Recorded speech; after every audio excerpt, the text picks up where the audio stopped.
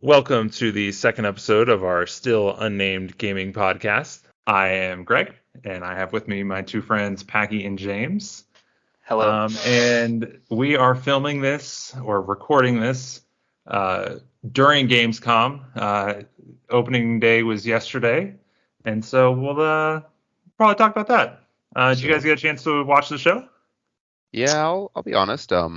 No, not even a little bit. But I did read a summary page, and I think my experience reading it was summed up by the fact that Hideo Kojima starting a podcast was a noteworthy On addition. Spotify, yeah. Yeah, I saw that too. Spotify is just throwing money out. They're just like, it's that podcast, yeah. What? Why? Is Yeah, no, I that? thought that was interesting. Obviously doing a Japanese and an English version. Mhm. But who cares? I don't know. Who cares with us doing this? To say like, clearly we're gonna have some heavy overlap. Yeah. No, I feel like that's really why. He was gonna do like guests and stuff and everything too, right? It's like I don't know. I think it'll be interesting. I will probably listen to a single one and then not listen anymore. Yeah, probably But, the novelty. That's an excellent kind of topic too. At some point, is like, are there any what gaming or game related podcasts do you guys listen to, if any? I have been listening to Alana Pierce's content, as Greg and I spoke about off air previously. I started listening to her. Big fan of Play Yes. Yes, That's great. The Writing 101 is good. She just started a new one that I think is like Voice Acting 101. I haven't listened to it yet, but she's got a bunch of stuff. And then I also listened to Wizard and the Bruiser, which is one of the Last Podcast Network podcasts, which I briefly mentioned. I think it was after we finished last time, but basically two guys do a deep dive on something in popular culture, usually games, but also like movies or random, nerd stuff like Funko Pops. They did a series on. But they do like the history and like the modern version of it and talk about, bragging about it in like whatever way they can if it's something really cool. But yeah, I listen to that pretty often.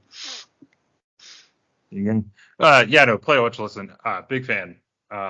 Particularly obviously of all four of them, Alana Pierce, Austin Wintory, Mike Bithell, and then obviously Troy Baker. Of course. All great. Excellent podcast, definitely would recommend. It's actually the main game related one I listen or watch these days. I occasionally pop on Rooster Teeth, but that's not game related at all. Oh no, not anymore. The Rooster Teeth podcast they're all over the place. Yeah, no, it is great. It is definitely great. What is Rooster Teeth anymore? I just remember them as they made funny game videos, but now they just make funny content. That's it. I don't know. They pursued the multimedia media company angle so hard, and then all of their leadership left, and they had some internal PR issues, and they kind of fragmented in a weird way. I don't know. I grew out of them pretty quickly and started watching their other channel, Funhouse, and then I grew out of that. 2 years ago. That's where Funhouse came from. Yeah, Funhouse is fantastic. They were their own thing before, and then they merged with Rooster Teeth, and then they had some of their own stuff, and a lot of their leads left, and that's around the time that I stopped watching. I still pop in every once in a while, but not super often. That makes sense. Mm-hmm. I don't really watch or listen to any gaming specific podcasts, and I think that's why the Hideo Kojima thing surprised me so much that people were really interested in that, because I do not listen to podcasts most of the time. Maybe 20% of it is to be informed and 80% of it is to be entertained. Yeah. And I can't imagine listening to Hideo Kojima talk for an hour and a half is really it's a roller coaster. Agree. I definitely feel like his will be more informational and less entertainment. Less personality based. We know the stories from his games. They're not there to be really exciting moment to moment. It's supposed to be just just an expository dump of all of this information, just overwhelming you. They're definitely more like art pieces overall. He's definitely an artiste, to the core. I feel like he's got that cult following too. Right? Oh, for sure. He's very much absolutely got that cult following. Oh yeah, and deservedly so. It's just not not something I would find super entertaining to hear about constantly. But I have no doubt that he will have. Maybe if they did a month-to-month series instead of a bi-weekly or a weekly one, I could see it being more interesting, because then they'd have a lot of time to, find good topics or whatever. Yeah, I feel like the guest stars will also be whoever they end up getting will be interesting as well. Yeah, they'll be able to pull in good people. for those who don't know, I'm just going to read you the blurb from the thing. Gamescom is a trade fair for video games held annually at the Kohlmesse in Cologne, Germany. So yeah, it's a games conference in Cologne, Germany. It's a really Happens pretty dressed much up always around marketing this time event. of year. That's what it is. There were a lot of trailers, a lot of game trailers there, and then some other kind of interesting tidbits, like obviously you mentioned the Hideo Kojima Spotify exclusive podcast, and then game related, but not a game, which I thought was interesting was Sony is making their own version of the Elite controller, It which I looks think really is pretty cool. cool. Yeah. It does. It looks really great. Hands down, I think my favorite part of it, aside from, well, my favorite part of it is still the triggers, because the triggers Oh are yeah, fantastic. Yeah, they're yeah. amazing. But my favorite part of their, what are they calling it? I can't remember what they call it. I Haptic literally feedback. just saw it and Haptics. I was like, Yeah. okay. No, sorry, not that. What are they calling their new Elite controller? Oh, it's the Edge. DualSense. It's the DualSense Edge. Edge. Okay. My favorite part of the Edge specifically is you can swap out the entire stick. So like the Elite controller and like I think some scuffed ones and then some other third party ones, you can just like take the top off and replace the thing. Like I think with the Edge, my impression was you can replace the entire stick. So like theoretically, if you get stick drift, you can buy a replacement and like swap it out. That's what it sounds like. Which is great. Like I love that. So that was interesting. I thought that was very cool. They didn't, as far as I'm aware, there's not a lot of details on it. Yeah, like I don't think there's a price. I don't think there's a release date or anything like that. Yeah, I don't think so either. Honestly surprised it's taken this long for them to do that into the PlayStation 5's life cycle. Because I mean, the controller is the defining difference between the two right now. At least I mean, and it's the PS5 one is phenomenal. Yeah, and I was thinking great. it might be just because the like user base hasn't been there until relatively recently. It was so hard to get the current gen consoles. I mean, I didn't get a PS5 until like 6 months ago, 8 months ago. I forgot they're doing that. See, I literally, when you asked that question, I was like, well, they could have just done it anyways. And then I forgot that they do the whole like accessories aren't unilaterally available, or they aren't like cross gen, or they're like half cross gen but not fully. I'd forgotten about that fact. Which actually you can still use PS5 stuff on the PS4 though, right? I thought. I don't actually know. I haven't tried. I am fairly confident it is you can use the PS5 controller on the PS4, but you cannot use the PS4 controller for PS5 games specifically. You can use it for PS4 games on the PS5, but you cannot use it for PS5 games on the PS5. So yeah, I don't know. I feel like they could have. I am also surprised it's taken this long to get this Elite Pro level controller out there. Like Scuff has been doing this type of thing for a very, very long time, and then obviously Microsoft had the Elite controller and the Elite Series 2, which I actually have both of. They're all right. Obviously, people online have quality control issues, and yeah, I also had some quality control issues. I don't really use them anymore. I loved them before, actually, one of my Gen 1 is still fine, actually. This one of the sticks is a little funny, but it's not like to the point of being a problem. And like I said, it's the Gen 1. I've had it for a long time now. And then the Gen 2 one, I just had like a problem with one of the triggers, which I can't fix, which is kind of annoying. But no, I actually love them. I love those controllers. And so I use the Gen 1, and I also have like a wired Razer controller that I use most of the time now. Big fan of, honestly, the stock controllers are great on both platforms, but honestly, like people who haven't like tried like one of the nicer ones, I would highly recommend it. Even if it's not like even if you don't get the Elite controller or you don't get the Edge from Sony, like PowerA makes a equivalent thing, and like Scuff is expensive, right? But like PowerA makes like a nice one that's relatively cheap, and Razer makes a pretty nice one that isn't super cheap but goes on sale every now and again, which you can grab. I would highly recommend people branching out on their controller game. Yeah, I personally haven't bought any of the like third party or like special nicer Elite controllers since I think the 360 was the last time that I bought a like upgraded controller, and I bought the Razer Anza and loved it. You probably saw it because I probably had it in college. I had Razer made it was probably Anza. I don't remember the line because it's so long ago.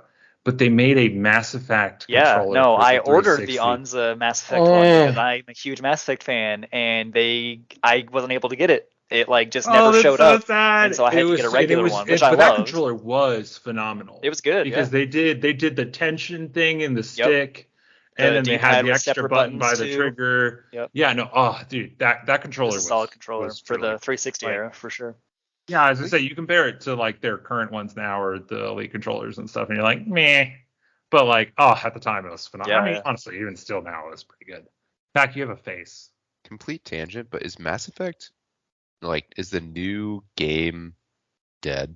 Like, are they just not going to make new ones, or have they not started No, There development? they're is making a new one. No, one they're making a new being one. teased and in development. I don't know how it's going to go. BioWare has definitely burned a lot of their goodwill with fans.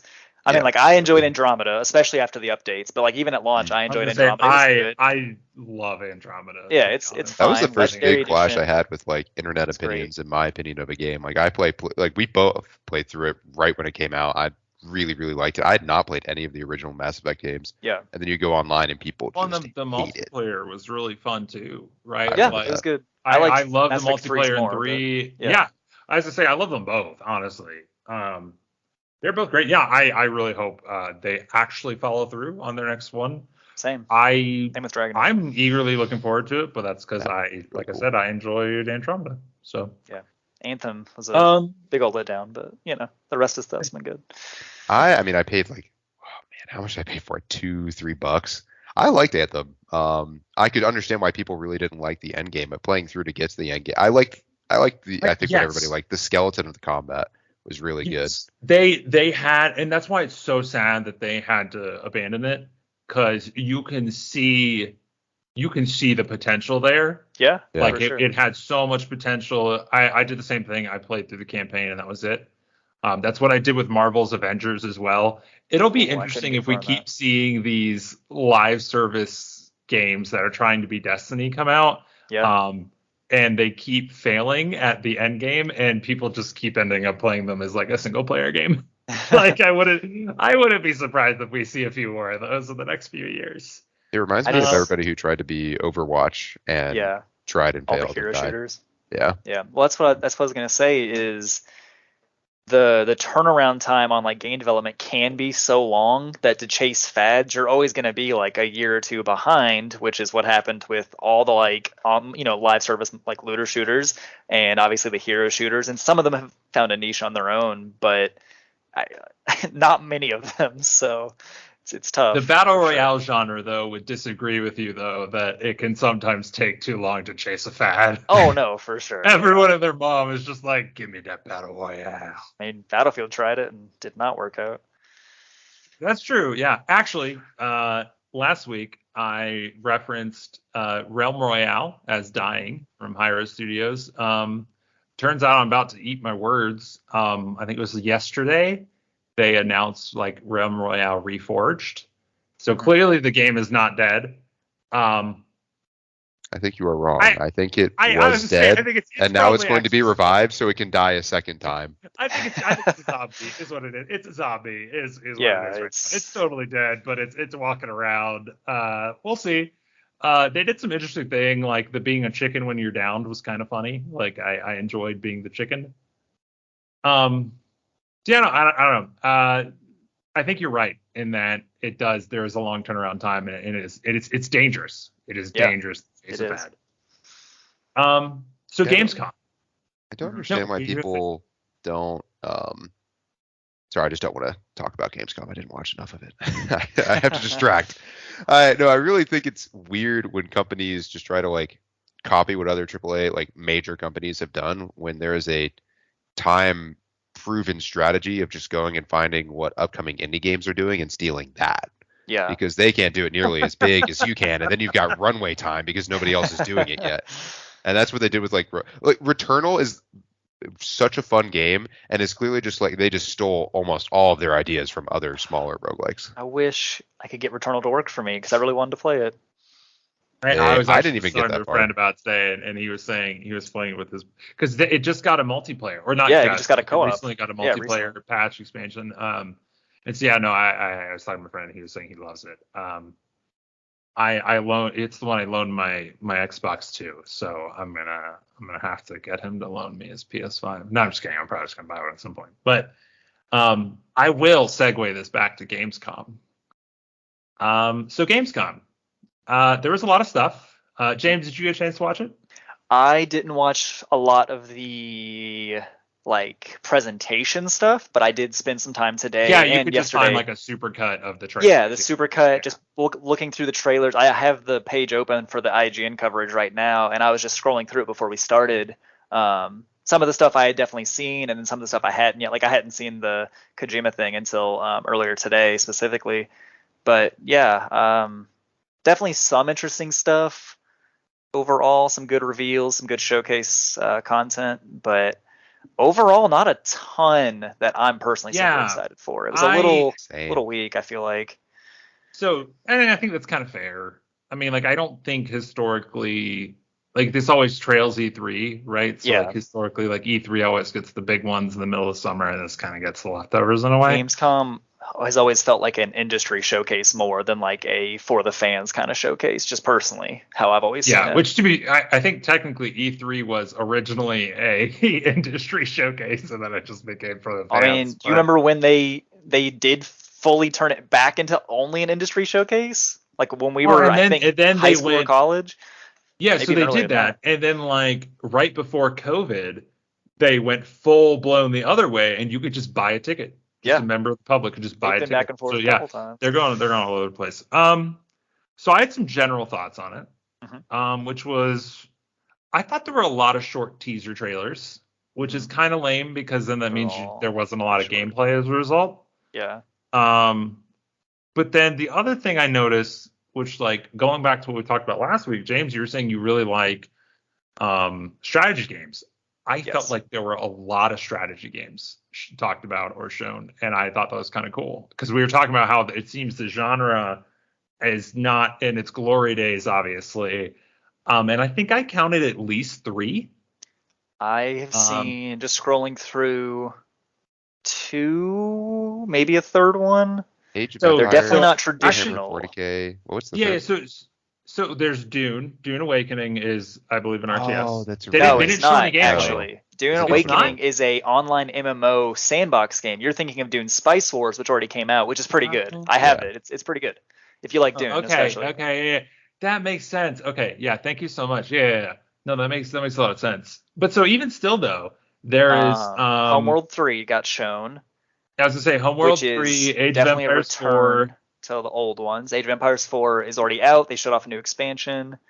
And then there's the Subnautica devs' new Yes, miniature I wanted style to talk strategy about this. game. Oh my gosh, this game looks amazing. So this game is called, I have it here, Moonbreak, I Yes, believe. Moonbreaker. Yes. Moonbreaker. Yeah.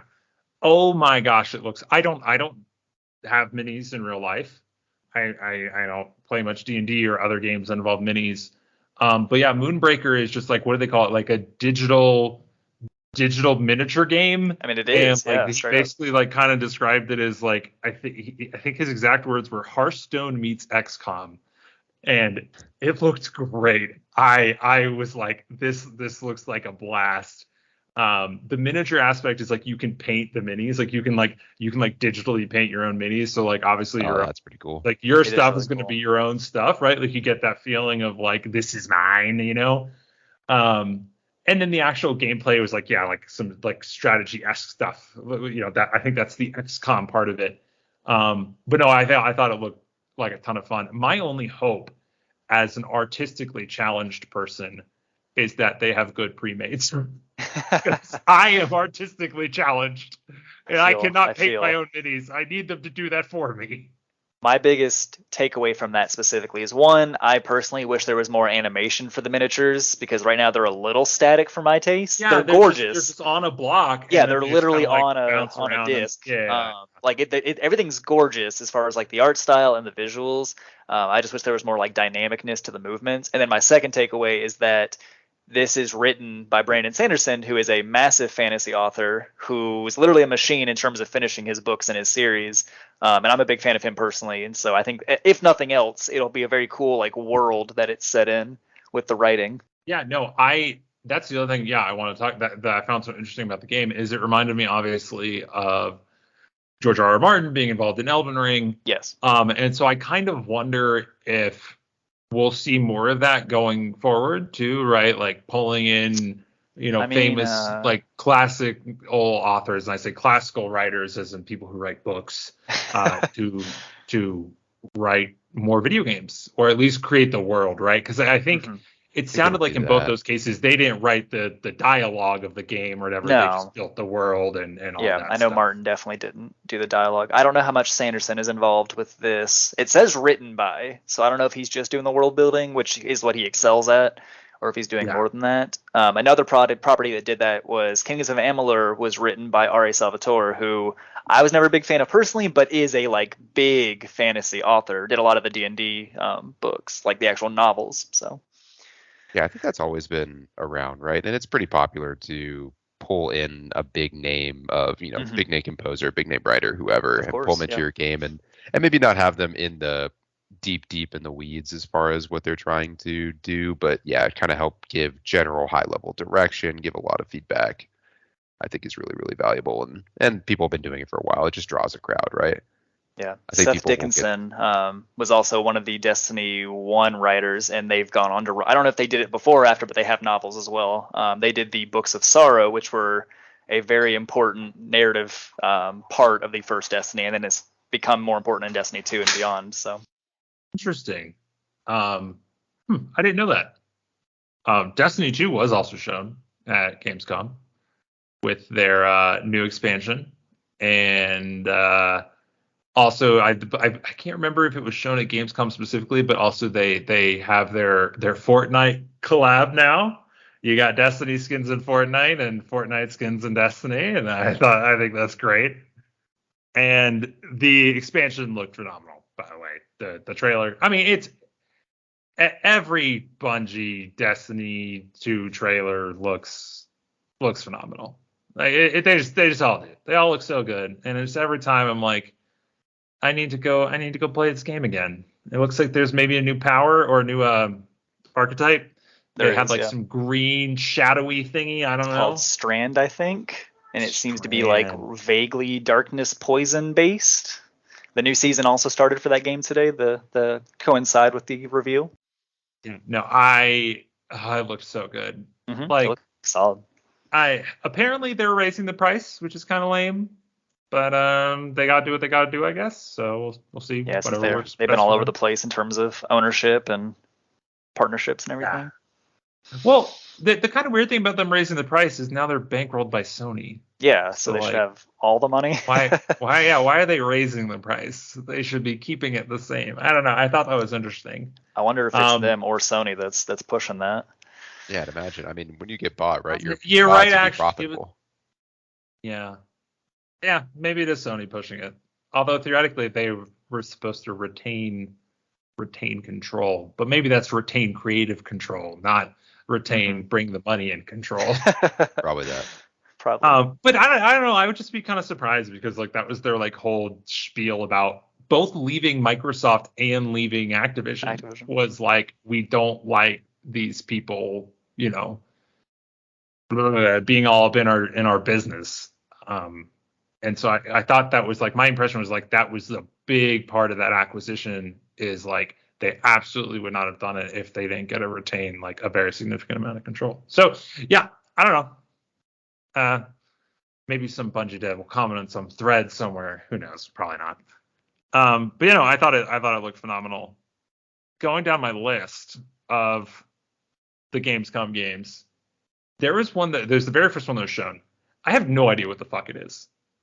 Everywhere. I have absolutely no idea what this game is. They just say that the like little tagline thing is just like an upcoming multi-world experience from ex-GTA devs. And I have no idea what it is. I don't know what that means. and this is kind of my gripe of like, to be fair, this is video I'm looking at is like 1 minute and 14 seconds. So like, I don't know, it wasn't that short, but like, I don't know, I would have liked to have seen more stuff, more real stuff, instead of things that I don't know what about. Callisto Protocol though looked phenomenal. Like they did this thing in the trailer where like, it was like, like grab the guy with your power. I don't know if it's power technology in the game off the top of my head, but like you like grab me, whatever, and then you can like throw him into the environment. It's this like shreddery thing that's spinning and it just like explode into guts. And I was like, that's great. But I would almost certainly play that. Did you play any of the Dead Space games? So yes, I played at least 3 in college. And it was funny because like they had a great environment, and the reason I know they had a great environment is there's one day I was just playing it in college, and then I was just like in my dorm room with my headphones on, and some people like I think Max and maybe someone else comes by my room, and I don't know if my roommate lets them in or maybe my door wasn't locked, but they just like come in and they like tap me on the shoulder, and I just flip out. I was just like my heart was pounding because like the environment in those games is phenomenal. Like especially when you have headphones on, you're really in the zone. And so like someone tapping you on the shoulder, just like you just jump and no, it's great. So like I will almost certainly be trying out Callisto Protocol at some point. But who knows? I it's hard for me to buy games that don't go to Game Pass is the problem. I kind of understand. Maybe Sony made the argument in this whole like Activision acquisition thing and regulatory stuff of like Game Pass is harmful, and I can like kind of see an argument that like it's harmful to the people who don't want to go on it, but I still don't think that's necessarily true. I don't know. I don't know. I'm definitely less likely to buy games that aren't on Game Pass. I'm definitely less likely to buy games in general now that I have Game Pass. Although I think Microsoft released some stats at some point that said like people who had Game Pass were buying more games than people who didn't. So I don't know. Maybe they were just buying the games that are on Game Pass. Or like there were people who were already predisposed to spending money on a multitude of games. That's true. Right? Because that's Game maybe Pass. What it is. Yeah. So probably the best study is, do those same people who now have Game Pass, did they buy more games 5 years ago? Yeah. Going down my list still. Everyone was really excited for Hogwarts Legacy. I thought it looked kind of meh. I've also seen nothing exciting about that game. Like we'll see how it is. It looks, as I say, it looked like Harry Potter, and like, don't get me wrong, like I could get behind a Harry Potter game. That could be pretty fun, but like, I don't know what they showed the other day. It looked kind of mad in my mind. Harry Potter is one of those like video game franchises where people have just gotten dog shit again and again, and it's like it reminds me in a different way of Sonic games, where like you just get just terrible games repeatedly, and then they finally put out one that like looks promising or is actually good, and people are like, oh, it's the second coming, and it's like, no, you lowered your standards to the point where anything was going to be just like a 10 out of 10, 11 out of 10. And so that's what I imagine is going to happen with this game. I think it's going to be a competent, good, story-driven, third-person action RPG set in Hogwarts, and that is going to be enough for many people to make it like their favorite game of all time. Yeah. And funnily enough, you mentioned Sonic. Sonic Frontiers was also shown. Honestly, it looked pretty all right. Let's just be honest. We're not going to play this game. I'm not going to play it. I'm absolutely not going to play it. But it looked like a pretty solid, like, 3D platformer. Like it had like a boss and stuff and the thing. I don't know. It looked pretty good. I was like, yeah. You're right, though. I'm totally not going to play it. It's not my fault that I'm not going to play it. Mm-hmm. It's the industry's fault, and it's because there's too many good games. Like we live in an excellent time for video games. There are just so freaking many, and like I can't play all the ones I want. Mm-hmm. And then I find myself wasting time. I'm not gonna say wasting time, right? But like I find myself like playing something like Multiverses or Fortnite or something instead of going and playing some of these other games that look phenomenal, right? Like I could go down this list and like a lot of them look pretty mad, but like, just like fast talk, like Callisto Protocol, I would probably play that. Hogwarts Legacy, again, I don't think it looks particularly great, but I would like to play it. Tales of the Moving on to Borderlands. Tales Did of the you play Borderlands also the look first Tales of the Borderlands, by the way? I I did played not. just a little bit of it. So what is it like is it Borderlands style game or what It's kind of game? Telltale, Yeah, have you like played any of the Tales the games? Walking Dead. Okay, It's yeah. Borderlands Walking Dead. Which speaking of Telltale, the Expanse Telltale game was shown Yeah, today. I I'm would impressed probably by that. enjoy playing that. It looked kind of interesting because it looks like they gave you a little more like freedom of movement and stuff than like some other ones. But like again, it's just like let's see. Obviously, Destiny 2, great. But again, that's one of those ones that like I would just be replacing Fortnite with Destiny 2. I don't know. Obviously, like Moonbreaker, we talked about. I super want to play that game. That looks phenomenal. Friends versus Friends look kind of interesting. Lies of P. So Lies of P was Looks interesting. It does, yeah, right. Like So I mean, weird. it's a Like Souls that. like.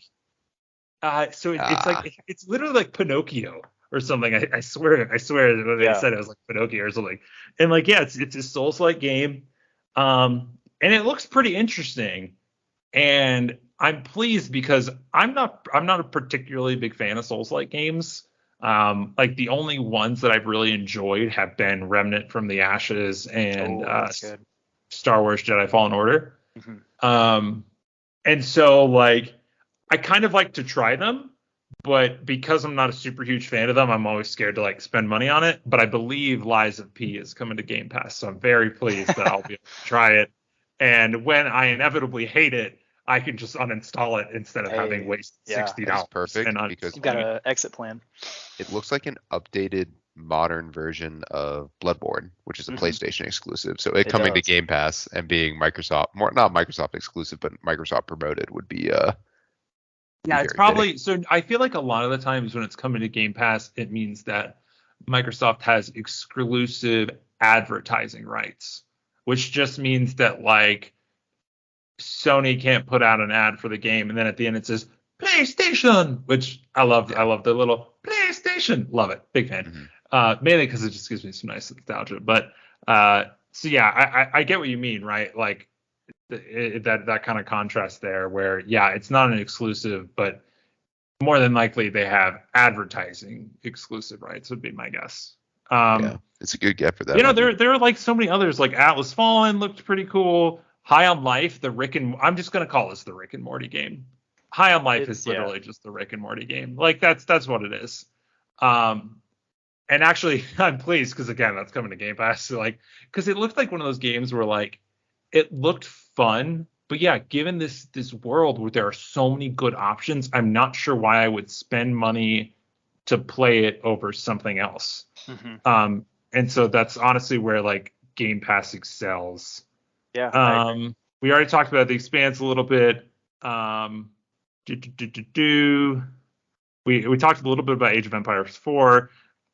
I don't think it was mentioned at Gamescom, but like I think I saw a rumor that like AoE 4 might be ported to console, which would be kind Okay, of I did see interesting. that. I'm almost positive that's going to happen. I've I seen that would news for a believe it. while. I would definitely, especially like consoles are getting mouse and keyboard, or they already have mouse and keyboard support, right? Like I think it's going to happen. That'll be really interesting. I think it's going to be so bad. I can't imagine playing it. Have you played Age of Empires 4? I have not played AoE I've 4. played just a What little about bit you, of it, and I've James? played like all the Age of Empires games. I played a lot of 2 as a kid and a little bit as an adult. I've played a good amount of 3. I've not played 4 just because it didn't seem to be exactly what I was looking for in like a new Age of Empires game. But on the other hand, I have played a lot of console RTSs in my time because we got that nice little revolution of that in the 360 PS3 era. And a lot of them, when they either are built for it, obviously like Halo Wars, which was built for console, and both 1 and 2 are fantastic, or even the ones that like were ported over, like Command and Conquer 3 and Red Alert 3, which are also fantastic ports of those RTS games. I think as long as the studio goes into it with like the mindset we're going to try to make this like as compatible for consoles as possible, I think they can definitely do it. But when they try to make it just a port is when it's not going to roll at all. I don't know if this is the first console RTS ever, but did you guys know that StarCraft was on the N64? Oh, Yes. It was pretty all right. I'm not gonna lie, it was kind of cool. I can't believe that worked. Yeah. Where's the? Right. So clearly, what's gonna happen is post acquisition, StarCraft 3 is gonna come to Xbox. I mean, it might. The new consoles are the closest to being just PCs at this point, honestly. Have they announced StarCraft 3? No. Okay, yeah. I'm about to say StarCraft 3 alone would be like such massive news after the acquisition. Yeah, it'll happen. Or like Blizzard will make another RTS. I don't know if it's going to be in StarCraft or Warcraft universe. Yeah. But they're going to make another one at some point. But onto my list of like things at Gamescom that like looked interesting enough that I want to play it, but like it's so hard to because Park, which was or Park Beyond, which is just like a roller coaster tycoon game, which I loved Roller Coaster Tycoon as a kid. It looks like Thrillville. If either of you ever played Thrillville on I don't even remember what console, the Xbox, the 360, but it looks like Thrillville and Planet Coaster together. Interesting. So the last game of this type I played was Scream Ride, I think is what it was called. That's what it's called, yeah. It was fun, but it didn't capture me the same way that Roller Coaster Tycoon did as a kid. Mm-hmm. And I'm not sure why. And again, maybe it's just my tastes have changed and there are more options out there now. Like there weren't as many games when Roller Coaster Tycoon was out there. Dude, Roller Coaster Tycoon is still great. It's still great. Yeah. You can get it on phone now for like $5. Yeah, I got it. Yeah, I saw that. Yeah. It really is just such a good game. Gotham Knights, they showed that. I actually probably will play Gotham Knights though. I do not think that looks. I don't think it looks great. I love the art willing games. To be surprised, but yeah, I don't think that's gonna be fun. I think it'll be. I think it's gonna be so generic. Wait, actually, I'm trying to remember. Is it? They were doing two games at basically the same Suicide Squad. Yeah, there's a cool one and there's a not one. It's the not cool one that's coming first. It's weird that they're different. Yes. Well, no, and it's so funny. They were doing them initially. They were going to be within like 6 months of each other, and it's like that was dumb. How dumb? Yeah, no, I mean clearly they've changed the release dates, but like that would have been so dumb. It was like I don't know if it was I think it was Titanfall 2. EA released it like a week after Battlefield or something. Yeah, it was like Battlefield, Titanfall 2, and then Call of Duty, and it was just like, how stupid do you have to be to like release 2 FPS shooters right back to back from your own thing? Like, it's so frustrating, particularly that because that relies like that's a multiplayer game. You need a player base, right? Whereas like Gotham Knights and Suicide Squad, at least, they are still they're mostly single. I think they're both multiplayer, right? They're very multiplayer driven. I thought Suicide Squad was going to be a little more different because Arkham Knights it's all about like teamwork and stuff like that. At least that's how it's advertised. Yeah. Suicide Squad at first I thought was going to be a little less so that, but they've actually described it more as like a Left 4 Dead-y type game, which I thought was very very interesting. Yeah. No, you're and thank you for remembering that because no, you're right. It actually isn't Gotham Knights. I'm excited for. I just saw it and I literally was thinking of Suicide Squad.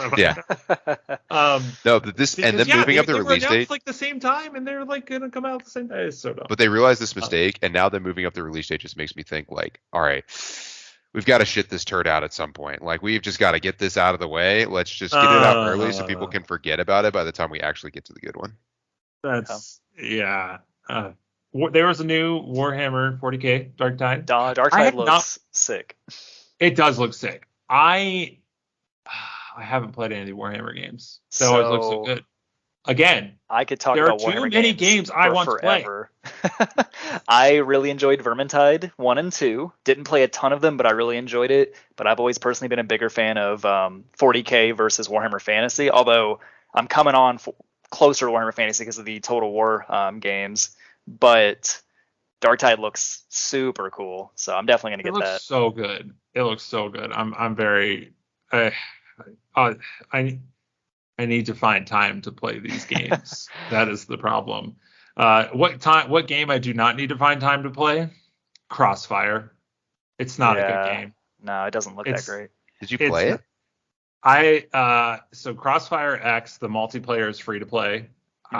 They have like some campaign stuff that's in Game Pass where you can pay money for it. I've played the multiplayer and it's not a good game. Pretty weak. I saw it's like its Metacritic score was like a 3 or something crazy. That's appropriate. That would be about where I would land. It was one of the lowest I ever saw, and I only saw it because people brought it up how low it was, and I was shocked. I'd never seen one below 5. Yeah, that's scary. Don't play that game. It's not good. It's like the worst parts of Call of Duty and the worst parts of Counter-Strike. It's the worst parts of every major first-person shooter shoved together, but then made at a really mediocre quality where it doesn't play smoothly, and it's just not a good game. Did you guys ever play I'm so sorry for the people. The Crytek free-to-play shooter? What? There was a game called Warface, and I think it's still technically alive on consoles, and it was a Crytek. It was a Crytek. I don't know if it was actually Crytek. I'm sorry. It was CryEngine, at least. I can't remember if it was Crytek themselves that made it, but it was a first-person shooter, free-to-play, team-based. It's not very good at all. And I every time I saw the Crossfire stuff, even before Gamescom, I was always like, it just looks like it's just going to be Warface again, just another mediocre or worse first-person game. It's not good. Yeah. But then the last thing they showed, which did look very interesting or very good, Dead Island 2. I own the first one. I haven't played the first one. Why do people love the first one so much? I don't know. Never heard much about it. It's average but very fun. I don't know. It's one of those games that sticks with you. Have you played the Dead Rising games? How would you compare it? Not in quality necessarily, but in terms of like what the gameplay is like to those. No, you go ahead, Packy. Go ahead. I was gonna say it just makes me laugh because Dead Rising, I've only played the 5th one. Oh boy, which is so bad. You actually only a 4. Yes, because you and I both got it. It's the Christmas one. It's the most recent one they did. Because you actually kind of liked it, and I hated this game. I thought it was so mediocre. It was 5. But it's the worst showing of that franchise, which 3 and 4. 3 and 4 are much better than 5, for sure. Hey, man, 1 and 2. 1 and 2 are very different games, honestly, than 3 and 4. Yeah, I love 1 and 2 though. I think they're all good. I would agree 5 is not good, although they did a DLC that's like I think it's like mini golf or something, and that's kind of fun. It's not worth buying the game and the DLC for, but like it was kind of fun. Yeah, James. So you've obviously played at least 1 and 2, and you've played Dead Island 1. How would you compare? What is the style? What is the type of game? Like Dead Rising is definitely goofy as fuck.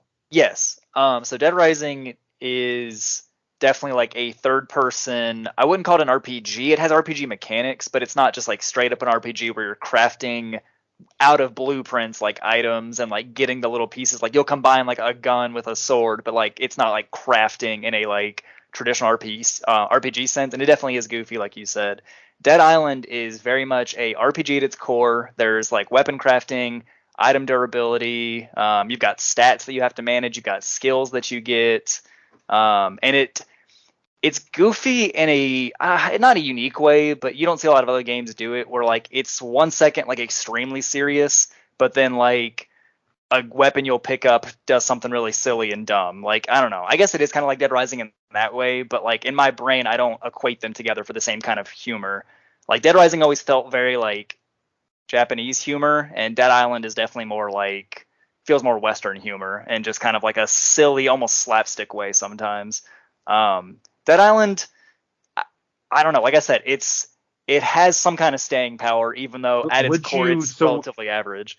Would you recommend I play? Like I said, I own the first one. If you're playing the first one, you got to play with people. It's definitely a very fun co-op game because it's. So you would just say wait really until silly 2, more than likely, probably. From what I've heard about how 2 is shaping up, it looks like the first game, just more like recent, modern, maybe hopefully a little smoothed out. The first one had a lot of like rough edges, but it was fun in that way.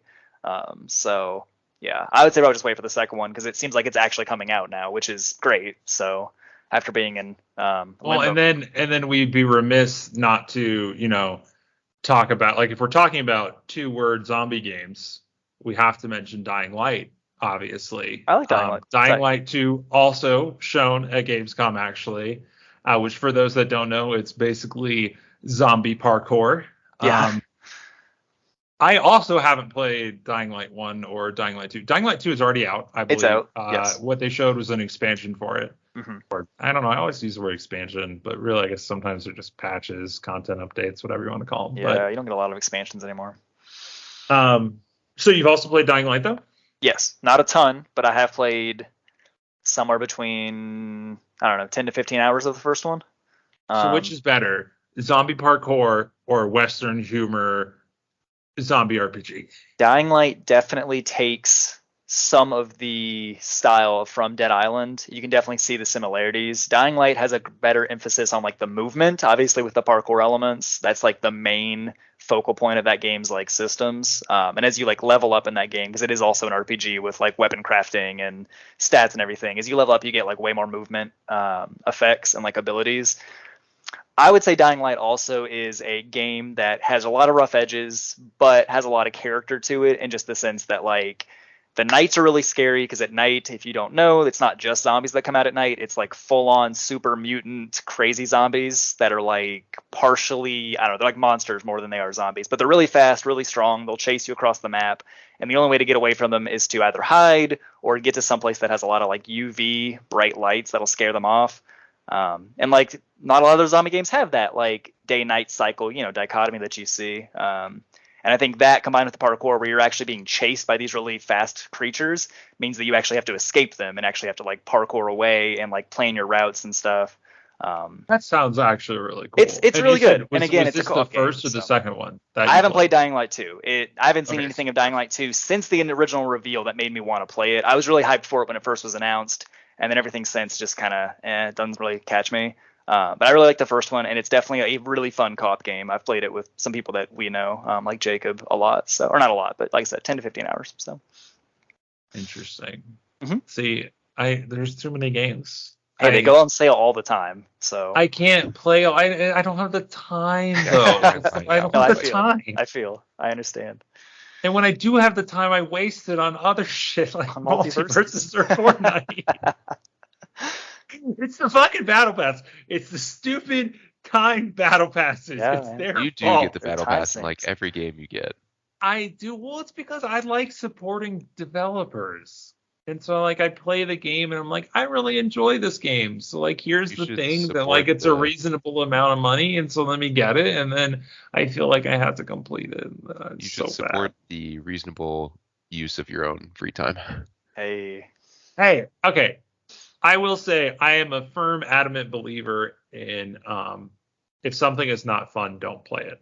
And yeah, for sure. I followed that advice myself. I'm saying wasting time on these games. I wouldn't play them if I didn't find them fun. I still enjoy it. That's why I play them, right? Like, whereas I definitely know people who like, in particular, actually, I know someone who was playing Halo Infinite, and they were just doing the weekly challenges in Halo Infinite, because the Battle Pass in Halo Infinite doesn't have a time on it, but the weekly stuff does. And it's just to the point where like they were just subjectively not having fun playing the game. Yeah. But they were just slogging through it because they wanted that armor coating or whatever. And I was like, ooh, that's rough. I was so convinced you were going to say Ark. Well, that to me is the ultimate. Those people enjoy it. I mean, something is clearly wrong. Part of it. With the fact that they enjoy it. There's no way they're sitting through that tame or whatever and just like staring at a load bar, having to camp I it, don't think having to farm anybody. materials over and over again. I don't think any sane person plays on a standard server. I So think I've never played. every Yeah. reasonable person plays on a private server with increased gather rate, increased tame speed, all of that stuff. Because you're right. Like, it's just like, what the fuck were they thinking with a 24-hour tame? Like, seriously. It's so absurd. It's just so unbelievably absurd. My God, which Arc 2 is coming out. I'm gonna play it. I'm gonna play Arc 2. Wait, actually, let me rephrase that. I believe Arc 2 is coming to Game Pass, and if it's Yeah, on there it Game is. Pass, There I it was is. gonna say I knew it. Well, because so Arc 1 is, and not just Arc 1, but like Arc 1 and all the DLC is, and like I think Arc 2 was like revealed at like Microsoft's E3 event thing. So like I think So. they clearly have a good partnership there, Mhm. which is why I suspect Arc 2 is coming to Game Pass. I think it's probably already confirmed, actually. I'm pretty sure it's already confirmed it's going to Game Pass day one. Yeah, so like, I mean, I'll totally play it. Hopefully it's not as absurd as the first one, but it's going to be as absurd as the first one. So yeah, I don't know. Gamescom was aight. Yeah, decent stuff. Yeah, it was aight. Nothing super crazy, you know. Are there any things that like Gamescom announced or otherwise, like what are you guys most excited for in the next 6 months? Me personally, The Last of Us Part 1 remake for the PS5 comes out next week. Remake. Yeah, but with The Last of Us 2 technology, at least for the visuals, and a little bit of like the combat AI and stuff. So I'm probably going to get that because Last of Us is one of my favorite games of all time. And I just... Did you play the first remaster? I played the original, the first remaster. There's going to be a third. I'm on my second playthrough of the second game with my girlfriend. And then we're probably going to start over if I do end up getting the first remaster again, because I personally love it that much. She seems to like it too, as someone who doesn't play games that much. Beyond that, speaking of Last of Us also, the Last of Us 2 multiplayer thing that is confirmed but doesn't have a release date. Hopefully that'll be in the next 6 months. That'll be awesome. Very interesting. But beyond that, I don't know. When does Callisto Protocol come out? I'm excited for that. I love Dead Space. It looks so good. It looks very. It looks just like modern Dead Space. And like we're getting a new modern Dead Space anyway. The remake of that, which I'm hyped for also. So it's very true. Packy, anything you're like particularly excited for? I can only think of two heavy hitters. Overwhelmingly in the near future, it's going to be God of War Ragnarok. I mean, that's just going to be for sure. Yeah, Incredibly does that have a date? Guaranteed I forget. quality. November something? Yeah. I just looked it up. And then after that, what could possibly be better for me, depending on how they execute it, is going to be the new Spider-Man. And it's going to all depend on how they incorporate Venom, because there was an old Spider-Man where you got to play as Venom, and if the Ultimate Spider-Man, it was Ultimate Spider-Man. Yes, it's the best one. Yeah, I agree. It's easily the most fun, and like running around as both of them is fun. And they've like with Miles Morales have been like setting up that there's going to be different playable Spider-Man, and he was clearly kind of their test case for it. So I'm hoping they are also going to do the same with Venom. That would be awesome. But we'll have to see. I think you're right. I think God of War Ragnarok is the right answer. It's the safest answer. I think it's the best. No. The safest to answer, be very good at a minimum. The safest answer is to be a basic bitch and say Call Modern Warfare 2. Yeah. No, because it could be trash. I don't. It won't be. It won't be. It's gonna be great. It could totally be garbage. New Modern Warfare. Yeah, it's gonna be so good. Just see, that's how can you played most of the Call of Duty series and not like they have fumbled these before? Oh, they have absolutely. Oh, they totally have. They absolutely. I didn't like Cold War. I didn't like World War II. You know. I think they've fumbled as many as they've landed at this point, Mhm. to be entirely honest. Like, It's not a good ratio though for a That's big terrible. for a big That's franchise. terrible. Like, oh, so you're flipping the coin and that's your safe option? Yeah, I think it's Ragnarok's not built good. on the same engine. With the like, amount of money for them too, the amount of studios behind their development, yeah, flipping a coin's not good for the This for is what happens when you release the a new one resources. every single year. No, Like, you're this is what what hap- happens. yeah. what happened with Assassin's Creed until they stopped and made Origins, Odyssey, and Valhalla, which are all great personally, but Well, I thoroughly enjoyed Valhalla despite the incessant length of it. And it's too big, investment. but it's so way good. too big. It's very good. I really Origins is the enjoyed best it. of the three because it was like a reasonable length, but I was yeah. hoping you were going to say Odyssey was the best of the three. 'Cause Nah, that's probably Odyssey's the one I gonna played be the what I least. forced Nope. myself I to played play. Odyssey. Odyssey's too I big. really liked Odyssey, 'Cause though it's I haven't all played the ship. other two all the way through. I like Valhalla because there's way less of the ship stuff unless you want it to be there. Because like the river raiding is great. Odyssey has way too much ship combat.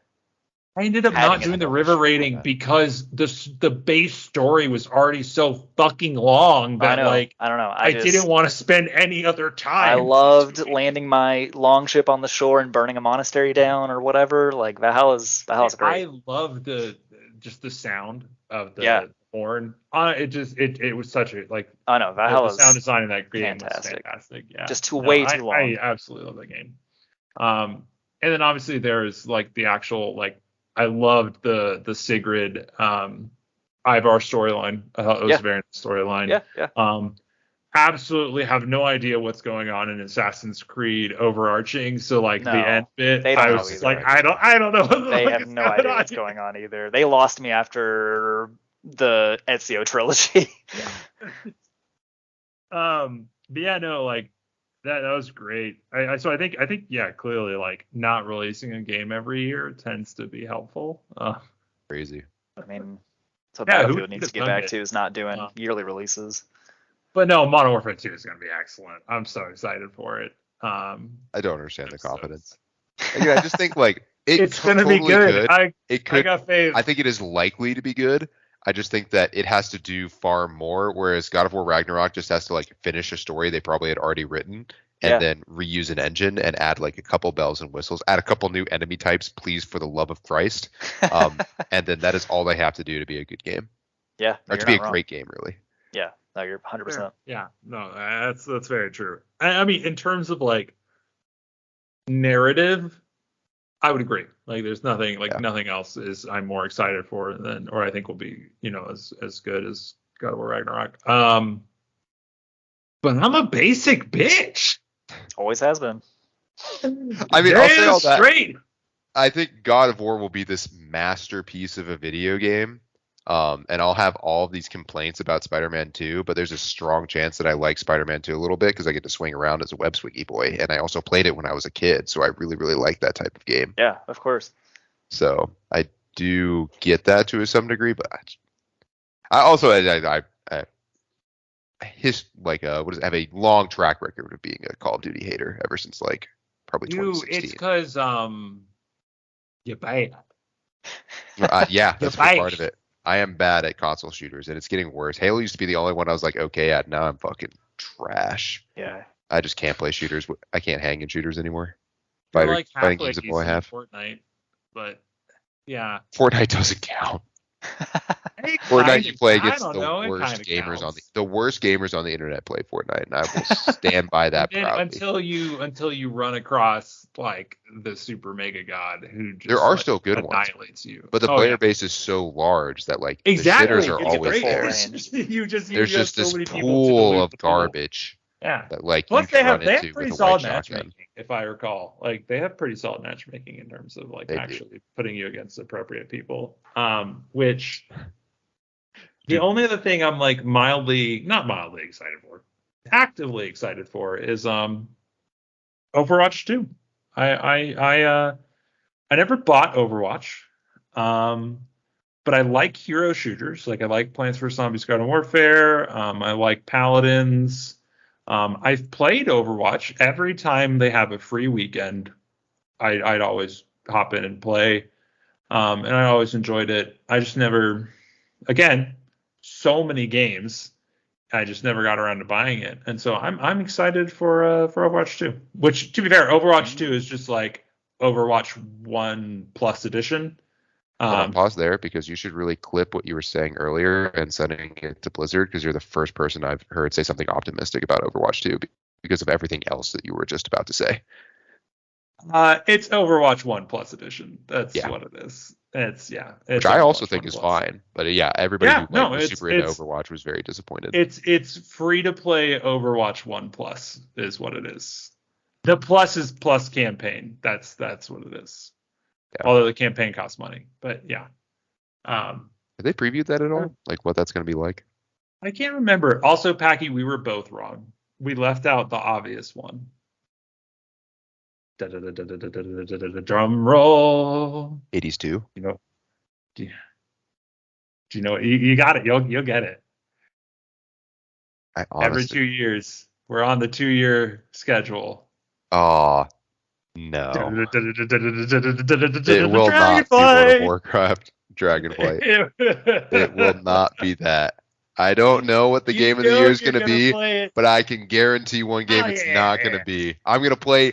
I'm going to play it to an unhealthy degree. I'm sure within the first month I will log a week where I play like 20, 30 hours of that godforsaken game, but it will not be great. It will be solid to good. It'll be solid to good. It'll be solid to good. Although, yeah, solid good. As we were talking about games that people play and don't have fun with, like that is a game people play and have zero fun with at times. It's true. And again, that's why I do the thing where I play the fuck out of the expansion. I enjoy it. I then get to I only sign on for raid night, and then I unsub. Yeah. We've been on the same cycle for the past 4 or 5 years. You and I both do that at the beginning. We've been on the same cycle for like at least 6 years. That's true. Yeah, it's been ever since. Like at least Legion, right? Like there was Legion, Battle for Azeroth, and Shadowlands. That's 6 years at least we've been on this cycle. I like your cycle better though, because a part of my cycle is always there's at least 2 or 3 months after that initial cycle where I'll go back and be like, no, I'll sub for a month and like it'll be really fun, and I never have that much fun with it, and then I try it again, and I do it throughout every patch, and I'll try it, and it's never that good. And I just finished that cycle like 2 weeks ago. The end game is so there's lots of things you can do that are enjoyable, right? Obviously, you've done some mount farming and stuff. There's obviously traditional end game raiding or PvP, always enjoyable. Me, I always go to the raiding, right? Like raiding is always what I've enjoyed. And so the problem I run into is I can't just resub because then you have to find a guild and you have to do all of this other shit. And it's so much hassle. And like Raid Finder exists, but like Raid Finder is not the same thing. Like it is not as fun because like groups is bad. I totally thought you were thinking of like Raid Finder, like Group Finder. No, Raid Finder is more or less, it's just you're sleepwalking through content or playing stuff that people don't. But you're right. Do. Doing a pug is definitely the way to like do raids there. But it's kind of interesting too because I had this more or less the same problem in Destiny. I think the raids in Destiny are super fun. But you basically need an organized group to do it, and I always felt like it was difficult to organize a group there. To the point where like I think I've only ever done like 2 raids to completion in all of Destiny. I've done and one, Destiny 2. And I've been playing Destiny since day one. Yeah, I love Destiny. Why is it and I've only so done one it's raid. so the best content in the game, and yet it feels so inaccessible. Yeah, and like I don't think they were wrong to not have matchmaking because like the Division 2 has matchmaking for the raids. Oh, having done that, it's rough. I was gonna say exactly. I've done that, and it's rough. It's like it's so sad because like those pieces of content are so good. I also think it's harder to just like, and maybe this is, I don't know. I've always found it harder to organize and get people on for 3 hours at a time for a console game than it is for WoW, for example, right? Like, to be fair, it's hard to do for WoW too. And that's why, like, actually, holy shit, I'm a genius. all of these games, they need to add flex raids. That's the greatest thing WoW has ever done. The best thing WoW has ever done is flex raids, which for those who don't know, so raids in WoW used to be set sizes. They would be like 10-man raids or 20-man raids or 40-man raids. And then at some point they introduced this thing called flex raids, and it's just exactly what you would want. The raid difficulty scales to the number of people in your party. And so you no longer need to organize 15 people to be on, or like 20 people to be on, and then one person doesn't show up and then you're fucked. It's just one person doesn't show up because life happened. It's okay. The rest of the 19 can go ahead anyways. And like there's exceptions, right? Like you need a certain number of healers and tanks and all that stuff, right? Yeah. But like for the most part, like flex raids made that experience so much better that like, yeah, it would be kind of interesting if like Destiny did flex raids where like you could do a raid with a fire team of 3 instead of 6 people, for example. That would make me so happy if they did that. I'm just saying you can take that idea free of charge, Bunge. I think it's harder. It was easier for WoW where the minimum is 10. Like 10 is still a lot of people. Like 6 people is already so little in Destiny too that it's like just get fucking bumping 6 down people. to 3. But it's really hard to get 6 people. It's so difficult. I mean, Destiny does let you do the like exotic quest missions, obviously with 3, and some of those have similar levels of complexity. I've done multiple of those, even just like 2-manning. Me and my friend Jacob have done those. So, but what is the ARC SMG? Is it like Risk Runner? Yeah. Oh, I was right. Okay, it is Risk Runner. Yeah. Oh yeah, that one was excellent. But that's also because like that was like you got some like K6 in there and stuff, which is fantastic. I love that. No, but seriously, like when was the last time you guys did a large organized gaming activity? High school, which was 10 years ago. Yeah, like for me it was the beginning of Shadowlands, right? But we got a couple random Halo custom game nights, and I think that's kind of how you have to do it, because as opposed to like a raid where it's a long, like that's going to take a long time if you nail it perfectly no matter what game it is, as opposed to like, hey, let's get together and do some like random little arcadey style games that you can pick up, do one round, and then people can drop. But I like both, right? Like I enjoy the progression-esque things like but that's WoW why it's raids. Because I agree. But then I really do who have ground up to max level with the appropriate item levels to be able to participate in that content. Like they've already put a large group of people who have invested a lot of time into that particular game, who you trust and are willing to have as a part of your party. That's a really high bar to clear. I agree. James, you were saying? I was just gonna update my statement of since high school. When Valheim first dropped a couple years ago, me and my friend group and then my friend's friend group, we were able to get like 8 of us on the server, and like we played that game religiously for 2 weeks, and then they kept playing it religiously for like another 2 months, and I've picked it up since then here and there. But yeah, that was the last time we were able to get like more than 3 people together to actually do something cooperatively. So No, I find it really hard to do that. Yeah, it's tough. Like a lot of these games, like Destiny or stuff like this, like all a lot of times just end up playing it solo, or with match-made people, right? Just because it's easier to do. And like Diablo Immortal was so stupid with what they did, where on the higher difficulty levels you had to have 4 people in a party to do a dungeon in Diablo Immortal, and it was so stupid. It's literally a phone game. The entire premise of the game is you can pick it up whenever you want, play 10 minutes of it, and set it down. And then they implement the stupid freaking requirement where you have to have 4 people to do a dungeon. And it's so dumb. It's so counterintuitive to what they were trying to achieve. But they did do something which I find interesting, which is talking about these like big, large-scale organized events. So like part of Diablo Immortal's end game is this thing called like I don't fucking know what it's called. Cycle of Strife or something, I think is what it's called. Anyways, you got these immortals, you got these shadows. Anyways, the kind of interesting thing about this is you basically have these clans. They're kind of like clan wars, right? You have these clans of 100 people, and you kind of have these like clan wars. And the interesting thing is they happen at a set server time. And so I find it kind of interesting that like everyone on the entire server is that time. And so it's not like you don't have to like shop around for a clan or a guild that has your raid time that's what you're looking for. It's just like you can either do it or you can't at the server's time. And I thought that was a kind of interesting way to do it. Like I feel like that's actually semi reasonable way to do it in terms of like the entire server shares the time. Obviously that doesn't work with everything, right? But like in this case, it kind of did. To be fair, I don't participate in the cycle of strife because it's really stupid and it's completely wasted time. Because you want to know what happens? The clans that are people who play 4 hours a day or have spent 4 hours a day on or $4 a day on it are the ones who always win the cycle of strife. So it's just a waste of time.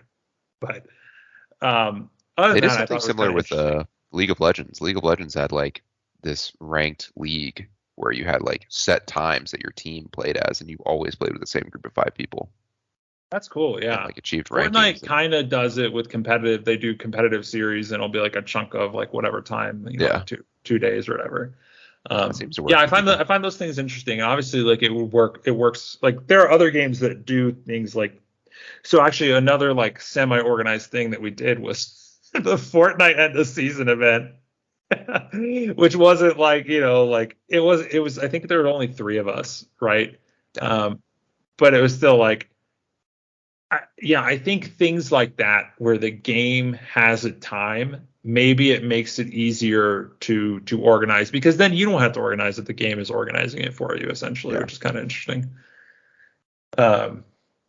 Clearly they need Bungie needs to do a raid day and it's everyone raided this time. I don't know.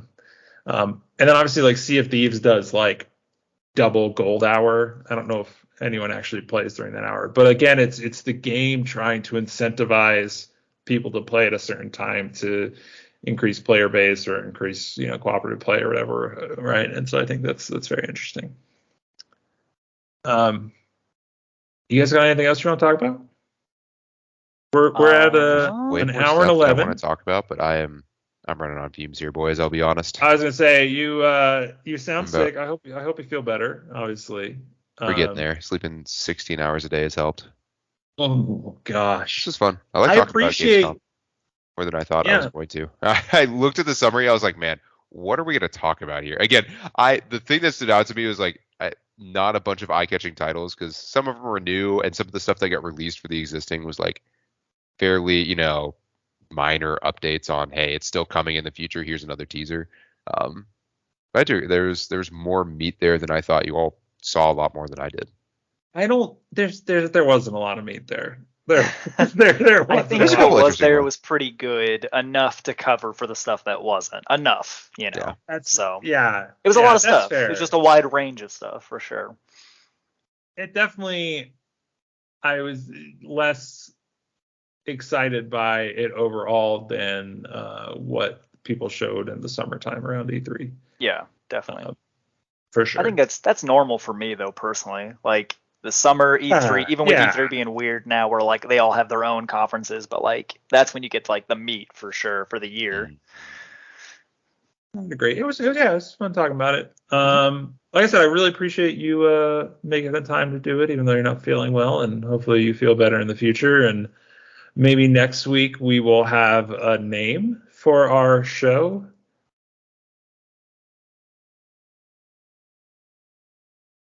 Homework. Who knows? Yeah, we'll pick one. Put votes in the Google Doc. No, I was telling James at the beginning, I didn't want to miss the second one because I thought that'd be so lame. And like I just wanted to, if we're gonna do it, if you're gonna try and establish like we should do this as a weekly thing, and then you miss the second one, like you just completely derail any momentum you have. So it's like, all right, I'm going no matter what. Like show up. And again, this is just like last week. It was easier than I thought it would be. So I just wanted to, at least the first 3, I will 100% attendance for the first 3, I promise. Every time after that, I'll go right back to being my flaky self. But I do Yeah, want it's gonna be like WoW raids. You know, you do it for the first 3. It's WoW, gonna be exactly like you WoW. give it a couple months. It is going to be and then so you start similar. flaking. Yeah, and then I'll be like, it's not going to be the new exciting thing anymore. And then I'll be like, there's like other things I wanted to do, like Netflix, and not this. So I'm not sure I can make it. I enjoy talking to you all. We have quite a list of things we can talk about. Greg, I was really going to say you should start trying to contribute in the topics channel because James and I are just carrying and putting everything there. You should really try adding one or two. Like, oh my God, there's so much more here. Every time I come back, you've added like at least 3 or 4 topics. It's because I have been thinking about this for a long time previously, like leading up to this, obviously, and then B, like since we did the first one, or no, since we agreed to do the first one, it's just like it's something that's been on my mind a lot, and so like random things will pop up to me, and like your potential topic though is still my favorite of all the ones. It's because yours is insightful and interesting and deep, and so I really want to do that next week is my hope. Wait, which topics are the deep dive for genres? Oh yeah. No, the mobile versus Steam Deck and Switch and stuff. I think that'll be really interesting to talk about. Oh, I do think it's a fun topic. I don't think it'll cover the full thing. I think you could probably maybe you could do a full one on it. We'll see. I felt like the problem with talking about Gamescom is, which for anyone who's listening, we're done. I figure you've cut it at this point. Just cut like 5 minutes ago. Maybe I'll cut it. Maybe I won't. Cut when I say editing like tools are really scary, though. Editing tools aren't that scary. But I'm not good at it. You know, I'm like I said earlier, I'm artistically challenged, and I'm going to extend that to editing. So we'll see if I cut this. If you're still listening, thank you very much for hanging around and listening to us, either again or for the first time, or whatever it is. And hopefully we have a name, or maybe you're watching this after you've already watched future ones where we already had a name. And in that case, I extra special thank you for coming back and watching earlier. Can't publish it without a name, so I'm pretty sure we'll have a name by the time we put it up. You will definitely have a name by the time that it'll be on the title. They'll just be very confused when they hear us talking about how we don't have a name. What are these guys rambling about? Yeah. We are indeed rambling. Anyways, again, thank you very much. Adios.